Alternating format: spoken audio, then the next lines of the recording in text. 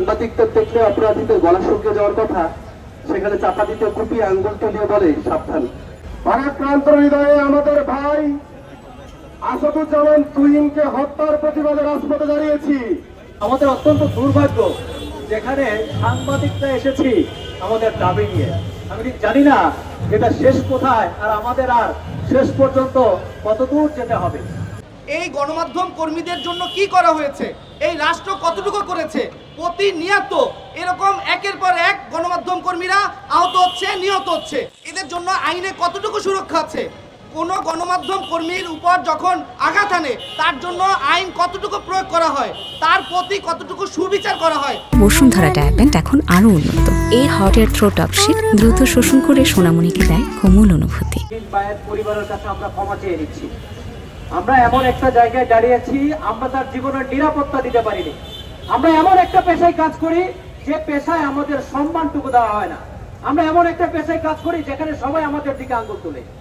আমরা আসাদুজ্জামান তুহিন ভাইয়ের কাছে, তার পরিবারের কাছে ক্ষমা চেয়ে নিচ্ছি।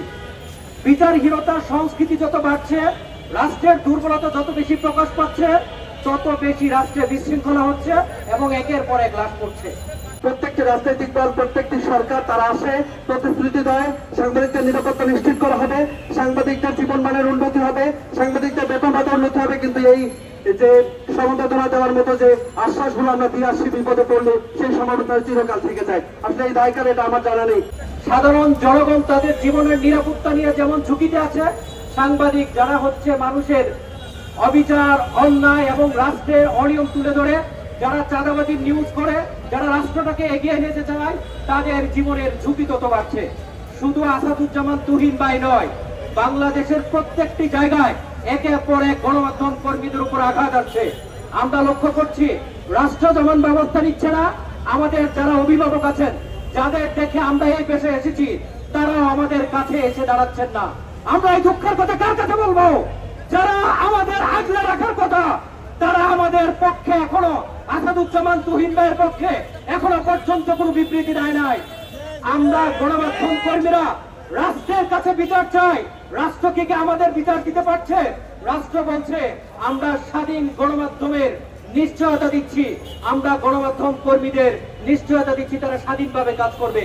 এই কি স্বাধীনতার চিহ্ন, যেখানে দুর্নীতি, চাঁদাবাজদের নিয়ে কথা বলতে গিয়ে আমার ভাইকে জীবন দিতে হচ্ছে?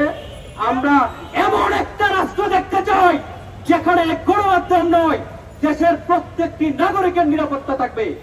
আমরা মানুষের নিরাপত্তার কথা তুলে ধরতে চাই, আমরা রাষ্ট্রের ভালো দিক তুলে ধরতে চাই।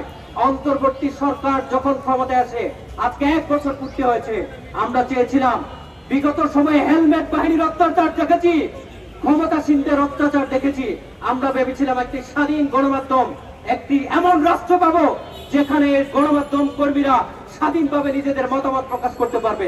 এই তো সেদিন আমাকেও এই মহাখালী বাস টার্মিনালে আমার উপর হামলা করা হয়েছে সংবাদ সংগ্রহ করার সময়। কই সেই বিচার তো আজ পর্যন্ত পাইনি। মামলা হয়েছে, একজনকেও গ্রেফতার করা হয়নি। কেন? তাহলে প্রশাসন কি করে? এটা কি প্রশাসনের দায়ভার নাই এই ক্ষেত্রে? আজ গতকালকে যেভাবে নৃশংসভাবে হত্যা করা হলো গলা কেটে, এটা কি একটা রাষ্ট্রের কাছে এটা প্রাপ্য আমাদের গণমাধ্যম কর্মীকে? যদি এভাবেই গণমাধ্যম কর্মীদের হত্যা করা হয়, লাঞ্ছনার শিকার করা হয়, তবে তো জাতির বিবেক আর বিবেক থাকবে না।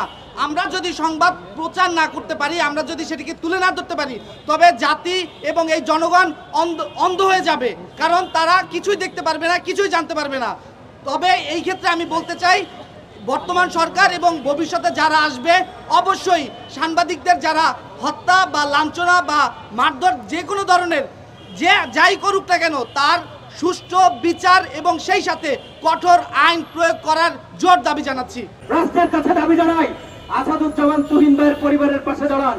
For more updates, follow us on Facebook, subscribe our YouTube channel, get the latest update on www.daily-sun.com.